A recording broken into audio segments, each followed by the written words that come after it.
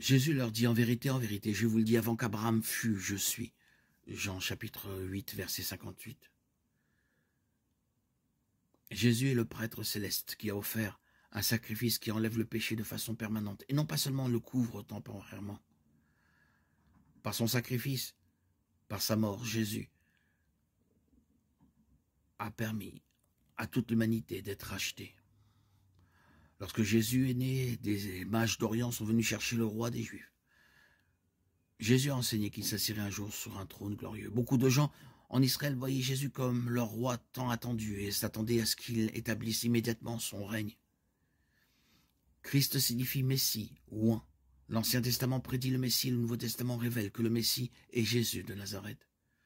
Le Messie devait avoir des devoirs sacerdotaux. Jésus n'était pas un lévite et seuls les lévites étaient autorisés à être prêtres. Alors comment Jésus pouvait-il être qualifié? Jésus est un prêtre selon l'ordre de Melchisédek. Jésus doit également être un roi pour être le Messie. Jésus était de Juda. Bien que le royaume de Jésus ne soit pas actuellement de ce monde. Jean 18, 36. À la fin de la vie de Jésus, lors de son procès devant Pilate, Jésus ne s'est pas défendu, sauf pour répondre affirmativement lorsque Pilate lui a demandé s'il était le roi des Juifs. Marc 15, 2. Isaïe 53. Sur la croix, Jésus a été méprisé et tenu en ignominie. Isaïe 53, 3.